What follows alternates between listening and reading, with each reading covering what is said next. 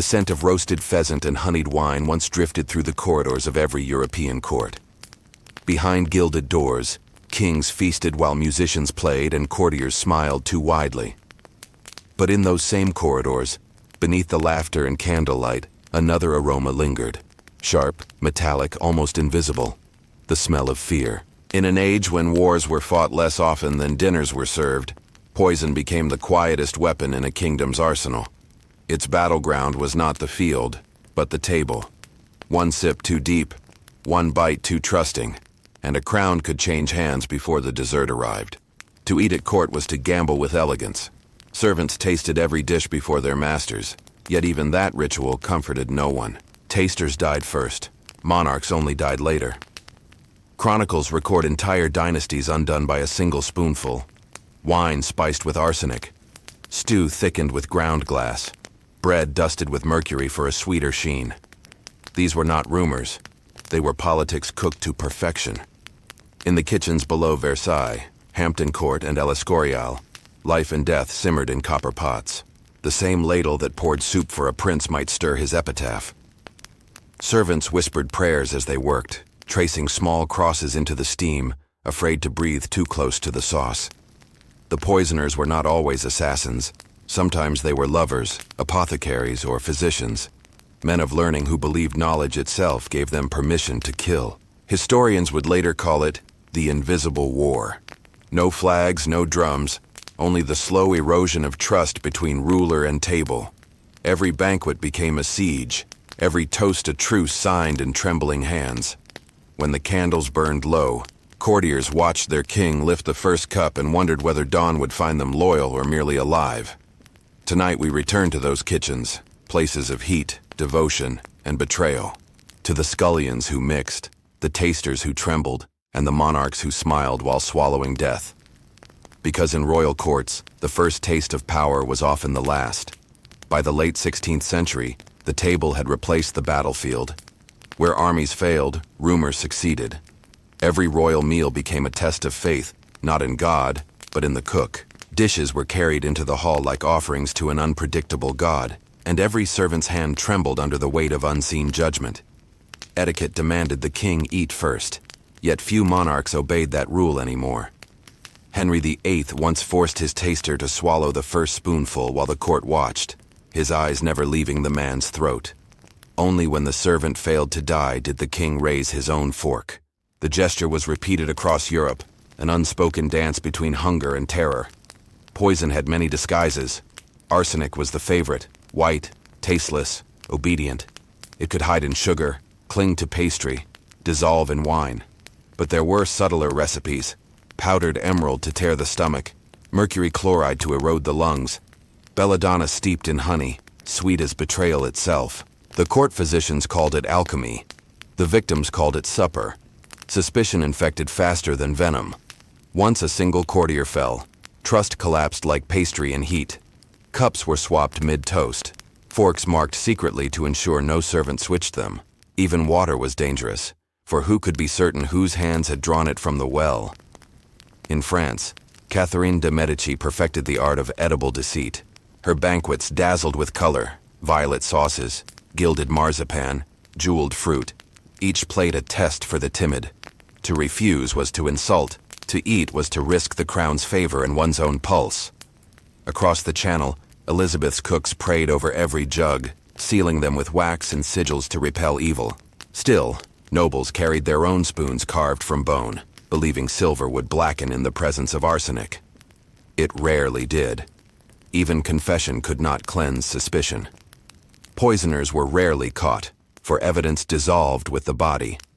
Some said the antidote to fear was faith. Others said it was hunger. Both were poor protection.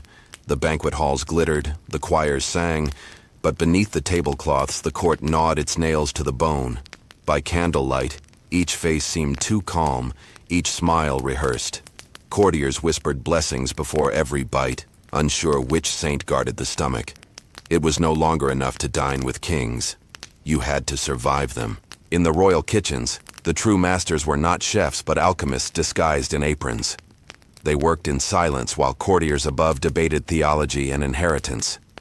Below, Among the copper pots and marble slabs, experiments simmered that would have shamed any physician. A single pinch of the wrong powder could end a lineage. The right dose could imitate any disease, leaving doctors to argue while the body cooled. The poisoner's tools were deceptively ordinary: spoons, mortars, pestles, wine strainers blackened by time. In small flasks labeled with saints' names, they kept arsenic, vitriol, and ground pearls. Pearl dust, when mixed with vinegar, glowed faintly in candlelight. Servants thought it holy. It was not. The art lay in balance. Too much and death came swiftly. Too little and suspicion bloomed before decay. The perfect poison killed politely, leaving no trace but grief. Recipes traveled faster than armies. Venice supplied powders, Florence refined them, France turned them into legend. In Rome, apothecaries whispered of aqua tofana, a clear liquid born from the hands of women who knew the patience of vengeance. 3 drops in soup, 1 in wine, and the victim slept forever without struggle. It was said to smell faintly of lilies. Every court bred its own chemists of ambition. In Spain, a physician mixed mercury with rosewater, calling it a cure for melancholy. The queen's lady-in-waiting tested it first. Her lips blued before she finished the cup. In England, a duke's mistress learned that powdered diamond, though dazzling, shredded the stomach from within. She left a note that read, "He will glitter no more." Fear made everyone a potential assassin. Cooks kept their ingredients locked in iron boxes. Tasters guarded them like relics. Still, someone always slipped through. A single kitchen boy might be bribed, or a scullion convinced that his suffering family would eat well if the master above did not. Gold and desperation shared the same color. Yet poison was more than murder. It was message. A slow, wasting illness declared power with elegance. It told the realm that even kings could not control what entered their mouths. The body itself became a political document, its decline read like a prophecy. Monarchs learned to smile through agony, to die gracefully as if rehearsing divinity. One chronicler wrote, "He was devoured by invisible teeth." Another described a queen whose complexion turned to wax, her hair falling like burnt silk. Physicians blamed corruption of the humors, refusing to name the real disease: envy. The kitchen fires never stopped burning. Someone always had to eat. Above, the feasts glittered brighter than ever, masking the fact that power had acquired a flavor, and it was metallic. In time, no one could tell whether the food or the fear fed the court more. Every banquet was communion with death, and the host never knew which guest it would choose next. The banquet table was both theater and battlefield. Courtiers arrayed themselves like actors on a gilded stage, their jewels catching candlelight as if mocking mortality. The musicians tuned their lutes, servants poured wine that shimmered crimson, and the king's laughter rang across marble walls. Yet behind the spectacle, every gesture carried calculation. To lift a cup too slowly was suspicion. To refuse a dish was insult. Even gratitude became dangerous, for poison often hid in gifts. Historians call these feasts the golden hour of deceit. Beneath the glitter lay hunger, hunger for favor, for inheritance, for survival. It was said that at Louis XIV's table, a single misplaced glance could cost a title, but a well-placed sip could claim a life. Poisoning was no longer crime. It was etiquette refined to art. Tasters performed their ritual under hundreds of eyes. They tasted with trembling lips, swallowed, waited, and forced to smile before stepping back. Those who hesitated too long were replaced the next day, either by dismissal or by burial. Yet even the survivors carried the dread of invisible knives cutting from within. The court poets praised abundance: roasted swans stuffed with oranges, gilded pears filled with cream, fountains of sugared wine. But the kitchens whispered another verse: arsenic powder in pastry glaze, belladonna steeped in cordial. The poisoner learned to paint death in color: green absinthe, gold mead, violet syrup. Beauty and peril shared the same palette. Some monarchs sought control through ritual. In England, Elizabeth I required her silverware scrubbed in vinegar thrice before every meal. In France, cooks recited blessings as they stirred, invoking saints against treachery. In Russia, Ivan the Terrible trusted no one and ordered his meals prepared in separate rooms, tasting only from bowls sealed with wax. None of it saved him from paranoia. He drank fear daily, though the poison came only occasionally. The greatest victims were not those who died, but those who survived too long. Chronic doses eroded reason. Fingernails blackened, hair fell, tempers shortened. Courtiers whispered that even kings grew mad from their own caution. A monarch might rule an empire yet tremble at his supper. One Venetian chronicler wrote, "At court, they toast to life while sipping the color of graves." The description fits them all. The banquet halls glittered with chandeliers reflected in polished silver plates. But within those reflections lurked faces already half remembered, half forgotten. Every light cast two shadows, one upon the wall and one within the cup. As candles burned low, guests bowed, smiling with stiff lips, leaving behind half-finished dishes. The servants cleared them quietly, carrying away not leftovers, but evidence. And when the last plate vanished, only the scent remained. Wine, spice, and something faintly metallic, like blood pretending to be perfume. No one envied the royal taster. His duty was loyalty distilled into flesh, a life designed to die first. He stood beside the throne at every meal, silent and pale, as invisible as the knife of air between breath and death. While courtiers toasted, he tasted. While others smiled, he waited for the fire in his throat that meant the crown would live another day. They were chosen young, trained to hide fear behind ritual. A true taster learned the language of color. Wine too bright, meat too gray, broth too clear. He studied poisons the way monks studied scripture, memorizing symptoms as prayers. Vomit for arsenic, tremor for mercury, blindness for nightshade. His tongue was both weapon and grave. For every king who slept in peace, a taster somewhere did not wake. Their names rarely entered record books. When they died, their families received coin and silence. The post was replaced before the next meal cooled. In the ledgers of palace kitchens, the word beside their names was not deceased but served. A few learned to survive by craft. Some swallowed small doses of toxin daily, hoping to build immunity. Others bribed cooks to warn them of suspicious dishes. Yet survival carried its own poison, paranoia. Even water tasted of betrayal. One legend tells of Marco Dandini, taster to Pope Clement VII, who once lifted a chalice of wine, paused, and smiled. "Too sweet," he said, and poured it out. The cupbearer vanished that night. Dandini lived 10 years longer than his master, but never ate in company again. He said conversation spoiled digestion. The taster's greatest torment was invisibility. Courtiers averted their eyes. No one wished to be reminded of mortality standing beside the throne, yet all depended on him. The monarch's first gesture before every meal, a glance, a nod, was not grace but command. "Taste it for me." The words bound two lives together. One crowned, one condemned. When tasters retired, few kept their tongues intact. Mercury left them trembling, arsenic thinned their hair, their teeth crumbled like sugar. Their bodies became archives of every suspicion they had swallowed. Some turned hermit, others confessed to priests who crossed themselves in horror. Historians call them guardians of appetite. They were more than that. They were the empire's conscience, dying again and again so their masters could pretend innocence. Each time a monarch raised a cup in victory, somewhere a taster's ghost stood behind him, whispering the unspoken benediction of the age. May it not be me this time. And when they finally died of something ordinary, age, fever, or despair, the kitchens barely paused. The next meal waited. Poison, after all, respected no schedule. Kings were not slain in battle nearly as often as they were undone at supper. A sword was honest, a spoon was not. Poison offered what armies could not, a quiet transfer of power, a crown passed in silence. No blood, no rebellion, only a funeral draped in dignity. The chronicles tell their stories in whispers. Emperor Charles VI of Austria, whose skin yellowed and mind drifted, slowly starved though food lay before him. His physicians blamed melancholia, but the symptoms read like a textbook of mercury.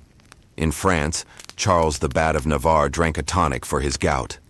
His servants soaked the linen wrong, When the cloth touched flame, the king burned alive. They called it accident. Few believed it. Henry VII of England trusted his apothecaries more than generals. He slept beside vials of antidote, drank his wine from crystal sealed with wax, and yet coughed blood before winter's end. His physicians swore the cause was a chill, though no one else in the palace caught it. The truth remained between the cup and his lips. Poison never needed to kill immediately. The cleverest mixtures imitated disease, slow fevers, failing memory, limbs turning to lead. Courts called it divine judgment, but those who cooked the miracles knew better. Arsenic turned nails white. Antimony made pupils dilate. Powdered pearl disguised in milk eroded the heart until even affection became labor. To the public, these monarchs died piously in bed. To their servants, they simply decayed in rhythm with the seasons. The slow death suited politics. It allowed time for succession, for public mourning, for the illusion of control. Courtiers wept on cue while the body still breathed faintly. Musicians played hymns outside the royal chambers long before the final breath. Death was staged like a mask, rehearsed by everyone but the victim. Sometimes the poison failed. The king recovered, partly. His eyes darkened, his temper sharpened. He trusted no one afterward, seeing in every gesture the reflection of his own near ruin. Survival became its own curse.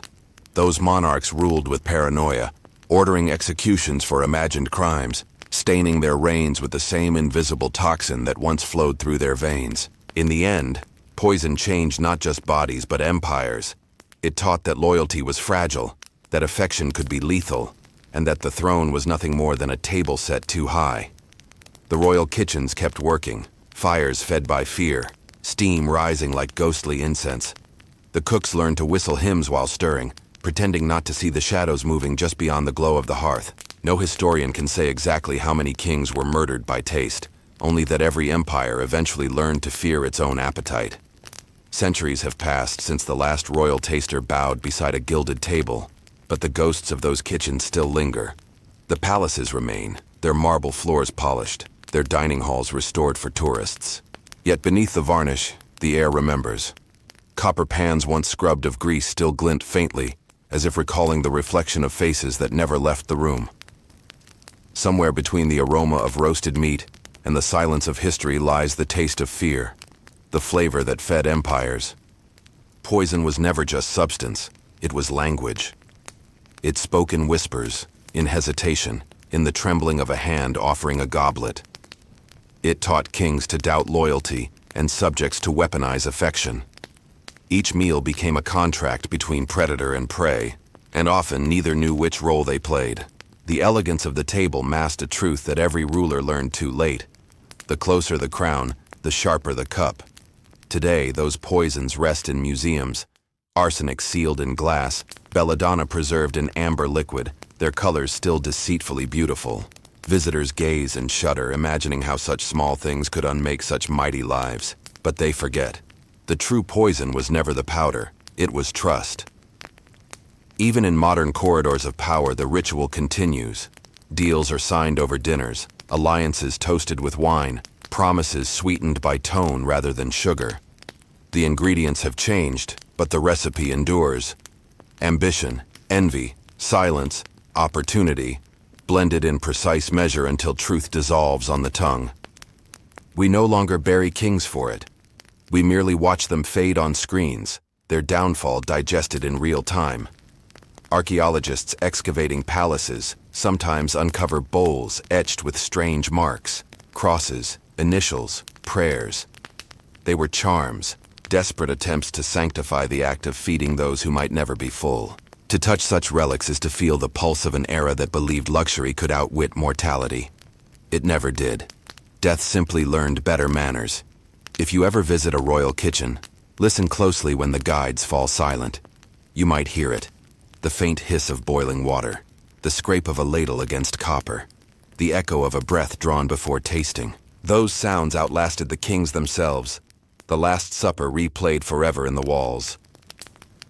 The banquet of history has many courses. Some nourish, others destroy. And somewhere between hunger and glory, every empire learns the same lesson. Nothing kills more quietly than trust served warm.